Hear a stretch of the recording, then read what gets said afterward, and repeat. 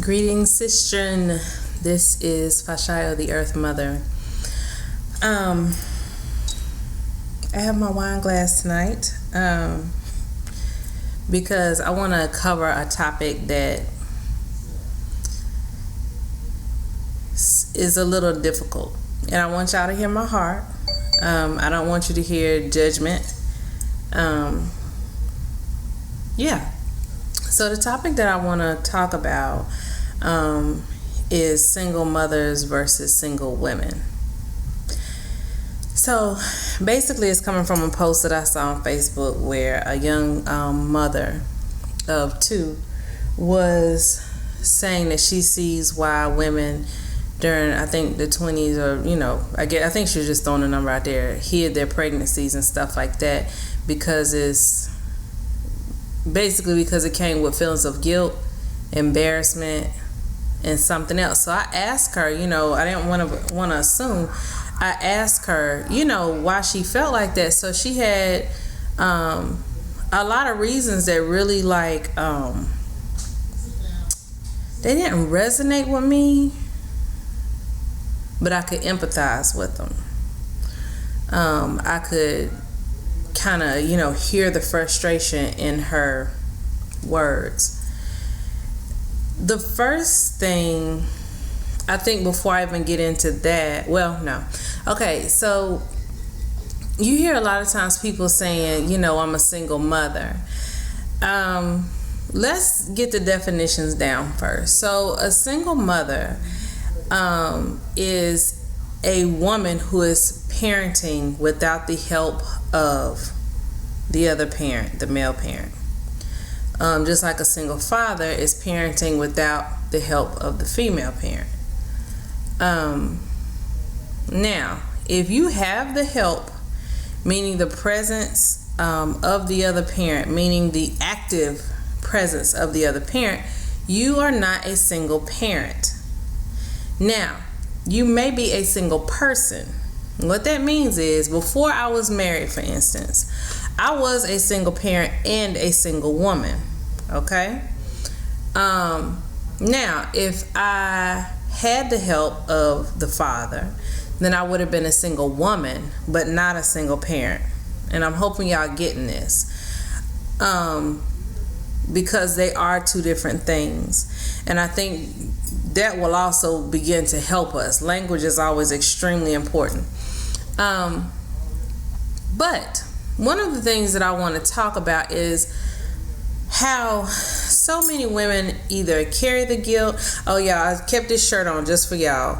Dada Omoja. It's this group I used to work with, Sisters United. That's what I'm hoping this video will do for us, is unite us to understanding this topic. But one thing that I've noticed is that women a lot of times either get guilted or they guilt themselves, or a combination of the two, when it comes to the topic of them being single mothers. Sometimes they get guilted for being single women too, but we'll talk about that later. But single mothers. When I was a single mother, it was because I got in a divorce or whatever. I got guilted by the church and church folk. My parents, not really.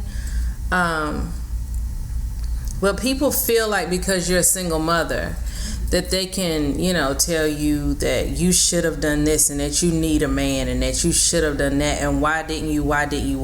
They're very giving in their opinions. They are very generous with them. They're not so generous with help a lot of times, but they're very generous with their opinions. The interesting thing that I always find is that people don't really ask where the father is. This brings me to my point. We have to start rethinking these concepts. Why do I feel guilty because I'm here? If I'm here when that child is sick, thrown up in the middle of the night, if I'm here for potty training, I'm doing whatever I gotta do to make sure these kids eat. I'm losing sleep. I'm not able to do all the things I want to do, because I'm a single mother, because there are things that we have to give up for periods of time depending on the age and stage of the child. But a lot of times we find that the father is completely let off the hook, meaning that he is not expected to have any level of commitment. He's not expected to have any level of responsibility towards the child or the mother. Now, when I say towards the mother, I do not mean in a relationship capacity. What I mean is in the capacity of checking in with the kids, of asking the kids, asking how the kids are if they're small kids and they can't speak for themselves. Does little Leroy have a school play going up? How little Leroy's grades look? Would you like some extra money to put little Leroy in swim class? Those are the responsibilities that he owes to the mother. But let's be clear, he does not owe you a relationship, no different than you owe him a relationship. We have to stop, we don't have to do anything, but I really think it would behoove us to stop giving our power away. I'm not going to take on the guilt of your absence. I'm not going to be embarrassed because of your absence. Further, I'm not even going to be embarrassed that I made the bad choice to choose you to sleep with and have a baby with. I will not carry that. Okay? Because at the end of the day, if you chose to bring a baby into this world, because we do have that choice. You could have went by the abortion clinic. That's a whole nother topic for another video. But you chose to bring this baby into the world. So why feel guilty about it now? Why feel guilty about the way things are going? Why feel embarrassed? And further, one thing I learned is that I'm not going to allow people to be around me that make my situation worse than what it is. In any situation, but particularly that one. You're already carrying the burden of parenting alone. You're carrying the burden of having to explain things to children about a person who is not present. You're having to make sure that these children understand that it is not their fault that an adult or adults have made bad decisions. I had to have those conversations with my own children. And so it's just, we have to take our power back. The other thing is that what I would like to offer is, because I speak to women. I don't necessarily address guys too much. But what I say is we have got to, or again, I would suggest strongly, that we support each other more. That we, when you see another sister in need, that you kind of take some of the weight off. When it's a thing of, maybe single mothers, and I've always wanted to start a co-op, but I could never get anybody to participate. Like a single mother's co-op.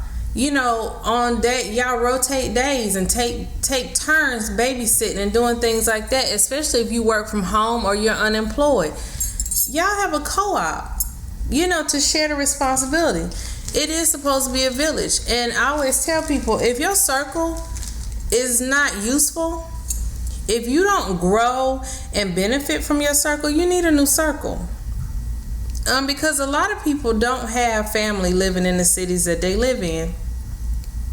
A lot of people have moved away from family. Some people's families are just dysfunctional. And I'm not saying willy-nilly get together with any old group of women and just, y'all start passing kids around. I'm not saying that. I like to assume people have good sense, but I have to put that out there. But we have to take our power back. We have to acknowledge this energy of the goddess, or energy of the divine feminine, or the energy of the mother. And one thing I would suggest is that you start to study the history of the mother, of the goddesses, of the strength that they had. Even start to look at the way other cultures deal with parenthood, motherhood, because there are some cultures where the father is not present from the very beginning on by design, from the very beginning until maybe like puberty. There are some cultures where The father is completely irrelevant in the day-to-day life because the men have created a village, which is yet another video. But the men have created like a type of village that supports all children. But we have to start examining the way these things are done across the world instead of thinking that the way that we do them is the only way that works or the only way that exists, because for a lot of us that stuff just does not work. You keep trying to make a broken system work. Some of this stuff was designed to be broken. Sometimes we start stuff off in such a raggedy fashion that we cannot redeem it. I know with my ex-husband, there is no way that I can redeem anything, anything within his scope of his energy. If his energy can reach it, his toe up, because he's broken. So I didn't spend a lot of time waiting and saying, oh, well, I spoke over it. I explained to him, okay, now you don't want to fool with them, but it's going to come a time when you don't want to fool with them, they're not going to want to fool with you. That time has come and gone. And I also told him that children always feel voids naturally. They see a void and they fill it with something. My job as a mother was to make sure that when they feel that void, it was with a man who was of quality. And I was extremely selective. My husband did not meet my children until a year in. We had been dating a year before he laid eyes on them. And when he did lay eyes on them, we were going to see the Christmas lights. So it was no pressure. It was not, let me see how he plays with them. We ain't do none of that. He saw him for about a couple of hours, and then I went home and he went to his house. And before we even got married, I let them, because by then I was comfortable, but I had to make sure. And I always, every step of the way, ask my children, do you like him? Is he nice to you? Does he ever do anything when I'm not there, like, behind my back or something like that I need to know about? Has he touched you? Does he say things to you that make you uncomfortable? And then just the general vibe. How do you feel about him? I had them, they spent the night with him one night right before we were about to get married. Because I need to know if you can handle kids overnight. Because I have no intentions of marrying somebody to still be a single parent. Been there, done that. I was married when I had my daughter. My son, that was another thing. They got the same daddy, but it was a whole nother thing. But it was I needed to see, because that's another thing, why we need to support each other as single mothers, to keep us careful, to keep us from getting burnt out and just taking the first thing that come along that looks like a man. It look like a man, it smell like a man, but it damn sure don't mean it's a man. But I just want y'all to understand the difference between being a single woman and a single mother. They are two completely different things. They do not have to go together. You can be both. You can be one or the other. Of course, you can be neither. But I wanted to cover that because I want us to get that. I want us to reconnect to our power. I want us to reconnect to our energy as women. I want us to reconnect to the matriarchy, the understanding of the village, what the village is for. And I want us to reconnect to doing stuff about what we have going on. And that's what your village is for. That's what your circle is for. Because you don't see a solution, but I can guarantee you somebody in that circle sees a solution. Because what happens a lot of times is that when you're in it emotionally, you can't see. You can't see through your tears. You can't see through your frustration. You can't see through your heartache and your heartbreak. But because I'm not in it with both feet, because it's not my experience, sometimes I can step back and say, okay, wait a minute, because you could try this. Have you tried this? There's strength in numbers, but there's also strength in diversity. But I just want us to learn to take our power back now. Be clear. I'm not one of, because I have to always give this preface, because I'll get somebody who says, like, I'm a man-hating, what have I been called? Man-hating, lesbian, feminazi, whatever. I'm happily married. This is our 8th year of marriage. I have 2 children, one of which is a 12-year-old boy. I don't hate men, love them, but I love men. I don't love males. Males are my students. Men, that's what I have in there, and that's what we're raising in there. And we must learn the difference. We'll just go ahead and cover that. Males are just like what it sounds like. It identifies their gender. It identifies the sex that they were born as, meaning that they were born with a penis and testicles. Men have either gone through official rites of passage, or life has taken them through rites of passage, meaning that they know how to be in balance with a feminine, energy, that they know how to be in balance with the energy of children, that they know how to be in balance with nature, that they are both teacher and student, that they are able to express the full range of emotion, that they are able to, yes, be fearful and acknowledge the fear, but not do the hyper masculine thing of trying to annihilate that thing that scares them, but rather explore it, potentially learn from it, and maybe if you need protection from it, great, but sometimes you just don't. I was married the first time, hyper masculine male. This time, very balanced, very emotionally balanced man. He was the first man that I saw with a full range of emotion, and that's why I felt safe. That's why he got my heart. That's why he got to at least get a glimpse of my children, at all. Because if it wasn't looking right, he wouldn't have never even laid eyes on them. But that's why he's in my life, and that's why I'm willing to work with him, because he's willing to work with me. So anyway, please comment.